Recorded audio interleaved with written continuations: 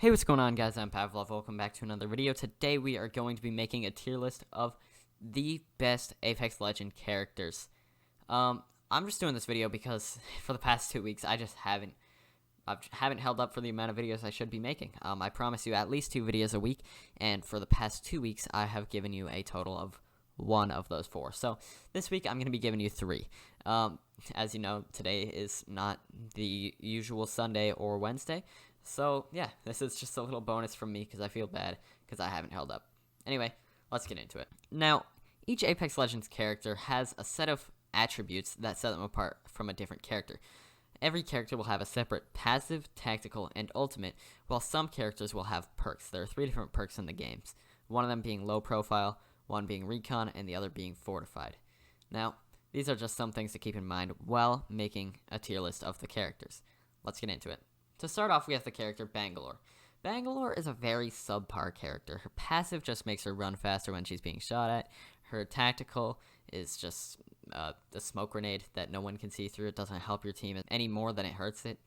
And her ultimate is just a worse version of Gibraltar's. So for that reason, she's going to be ending up in our C tier.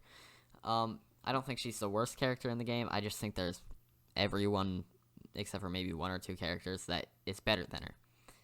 Moving on, we have Bloodhound. Bloodhound is one of the better characters in the game. He's got his passive, which will allow him to track enemies very easily. His tactical is very useful for pinpointing the exact location of enemies. And his ultimate, kind of subpar. He also has recon, which will allow you to find the next ring location. So for that, he's decent. I'm going to be putting him up in the A tier. Next, we have Caustic. Caustic is extremely strong. He's one of the 2 characters who can block a door in the game without having to commit their body to do so. Using his Nox gas trap, he can do this, as well as zone off areas for enemies to move into. You can have up to 6 Nox gas traps placed at the exact same time, and they not only disorient enemies, but they damage them, and quite noticeably. His ultimate also will release this gas at a very large area, and it's for these reasons that I think he can go into the S tier, as well as this he comes equipped with Fortified, which will also reduce his incoming damage by 15%. He's an all-around good character. Next up we have Crypto. Crypto has a drone which will allow him and his teammate a 4th set of eyes to view enemies from, but he commits time in order to place this drone. As well as this, his ultimate will allow him to release an EMP on a huge radius, which will damage all enemies within it and himself for 50 shield damage. It's a very useful ultimate, but it also locks you out of the fight for the time to use the 2 shield cells to get that back. You're kind of committing on your teammates following it up because it doesn't affect your teammates. He's an all-around okay character, and while I think he can be played better than Bloodhound, he's generally not. I'm going to be putting him right underneath Bloodhound for this reason, but I still think he's a very good character. As well as this, he gets recon. Next up, we have Gibraltar. Gibraltar's passive is one of the better passives in the game. It's an arm shield that can eat a decent amount of damage before he can take any damage to about the upper torso to head. As well as this, he comes with a dome shield, which will increase your healing speed when you're inside of it, and an airstrike, which is better than Bangalore's. He also gets Fortified, which will reduce his incoming damage, so I think he's an all-around good character. I don't think he's better than Caustic, but I think he's good enough to go up into that S tier. Next up, we have Horizon. Horizon's passive is really underwhelming. It reduces shock time when you hit the ground, and she has better air control, but it's really unnoticeable. Her tactical is very useful. It will allow you to take high ground in fights, disorient enemies, and get up to higher areas for looting very easily. So I think that's one of her best redeeming qualities. Her ultimate will suck enemies into it, but it's very weak at its outer radius. I think it could have a stronger suction, but it doesn't. It also will affect you, but I think it's okay, but not great. For these reasons, I'm going to be putting her into B tier. Next up, we have Lifeline.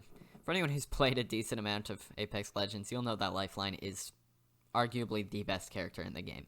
Her passive is the main reason for this. It will allow you to revive a teammate without actually committing your own time to do so. You can drop your health drone on them, which will give them a shield, and will revive them at the same speed that you revive them, but at least you're not committing yourself to do it. This will allow you to stay in the fight while your teammate's being revived. As well as this, her Doc heal drone is very useful for healing up teammates after a fight or after being revived. You can drop your heal drone on them, hide behind the shield, and then drop it again to heal them once they're up. It's very useful. Her ultimate, as well as this, will allow you to get usually a shield, maybe a helmet instead, some ammo, and shield and health recharge. Her all-around kit is very useful, which it kind of sucks that she gets low profile, which will increase her incoming damage, but it's very unnoticeable, especially for all of the pluses in her kit. I'm putting her at the top of S tier. She's the best character in my opinion. Next up, we have Loba.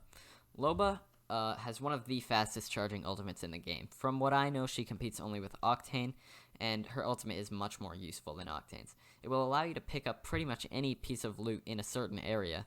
You can take 2 good things and as much ammo as you need. When you have a Loba on your team, it's hard to not have the guns that you want and not have ammo. As well as that, she has a jump drive on a very long cooldown, but it will allow her to teleport a noticeable distance. It has the same throw distance about as a grenade, and it just teleports you when it impacts something. As well as this, she has her passive, which will allow her to see items from epic or greater rarity through walls. I think she is arguably one of the best characters in the game. I'm going to be putting her not at the top of S, but above Gibraltar. Next up, we have Mirage. Mirage really isn't that great. His passive allows him to use respawn beacons and to revive teammates while going invisible. But generally speaking, if you're going to be reviving a teammate, someone's going to be watching you do it. The invisibility really isn't that helpful. His tactical really is useless. I've never seen it get used very well. And his ultimate is his most redeeming quality. It allows him to send out a giant amount of mirages to disorient enemies, but it really only saves you a second or 2 worth of time before they dial in on you. So I think he's one of the worst characters in the game, but not too bad. So I'm going to be putting him at the top of C. Next up, we have Octane. As I said earlier, he has the fastest charging ultimate in the game between him and Loba, but his ultimate really isn't that useful. It's only useful from getting from point A to point B more quickly, but it doesn't help you in combat at all, basically. His passive does heal you over time, but it doesn't heal you very quickly, and you have to be out of taking damage for a certain amount of time in order for it to even proc. He's also got his tactical, which will allow you to run faster at a cost of a noticeable amount of health. So in my opinion, Octane's the worst character. Sue me. Next up, we have Pathfinder. I don't think Pathfinder is very great. I think with his tactical and ultimate, he's very comparable to Wraith. His ultimate has a zip line, which will allow you to move from point A to point B more quickly, but you can still be shot while using it. As well as this, his tactical is a zip line as well, which will allow for only Pathfinder to move to a certain area more easily. It's very comparable to Wraith's phase shift, except for he can be shot while using it. It doesn't have as long of a startup time, and it's used more offensively than defensively, but that's generally it. His passive just recharges his ultimate faster when you use a recon beacon. Yes, he has recon as well, but it's really not that useful anyway. I think he's bottom of B. Next up, we have Rampart. Rampart is a very solid character. As I said earlier, she is among the 2 characters who can block doors without committing her body. Rampart has shields, which can be used to defend your team while also increasing outgoing damage.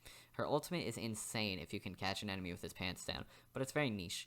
For these reasons, she's going to be going at what is currently the top of A. Watson has her security perimeter, whatever it's called, pegs is what I call them. It'll allow you to put up a fence, which will damage and slow and show the location of enemies who pass through it. It's very useful early game, but less useful late game when you actually are fighting in more open areas, and more of early game you're going to be fighting in buildings. It will allow you to zone off a building much more effectively than anyone except for maybe Caustic or Rampart.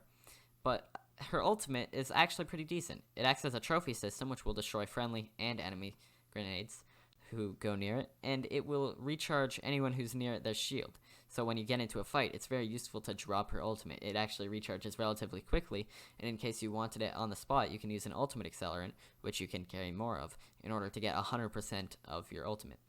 Her passive isn't very strong, but at least that's it. For all of these reasons, I think she's a top of B character. She's pretty solid, but not top solid. Next up, we have Wraith. As I said earlier, she's very comparable to Pathfinder. Both characters have low profile, except for Pathfinder has recon as well, and their tacticals and ultimates are very similar. I think the separation between the two is Wraith's passive. Wraith's passive is top 3 among Lifeline and Gibraltar. Wraith's passive will allow you to know if anyone is looking at you, and this is very useful late game when you're out in the open, and if someone looks at you, you already know to be on guard. Again though, her phase shift was nerfed some time ago, and it is very slow startup speed. I don't think it's that great now. I think it's more of a maybe entering a battle, which is weird. It used to be a more defensive thing, but now it's hard to use defensively because if you're getting shot at, there's no shot. You're getting it out before you die, or at least losing a good chunk of health. She's not top of B, but she's up there. Finally, we have Revenant. Revenant's passive allows him to crouch walk faster than any other character in the game and climb walls higher than any other character in the game. This is actually niche, but useful. It's something. And I think it's something that you gotta keep in mind. His tactical allows him to throw a grenade, which, if someone touches it, will disable them from using any of their abilities for 20 seconds. This is actually very useful because if you can land one of these grenades on an enemy at the start of a fight, it basically stops them from using their kit for the whole of a fight. His ultimate as well is very useful if you feel like rushing in on an enemy. It basically allows you to get 100 extra health while pushing in on someone, and if you die, it will teleport you back to the beacon at full health. I think he's a top of A character. Anyway, this is my Apex Legends tier list. These are how I think that the characters stand in current game. If you disagree, then I guess that's how it is, but say so in the comments, because this is how I think things are. I know that I haven't been uploading as much recently. I didn't upload the 4 videos that I usually promise in the past 2 weeks. I've only posted 1. I'm trying to fix that. Obviously, it's not Sunday or Wednesday right now. This is a 3rd video that you're getting this week, just because I feel bad. But yeah, that's just how things are right now. Anyway, leave a like and subscribe if you want to see more content like this, and I will see you in the next one. Peace.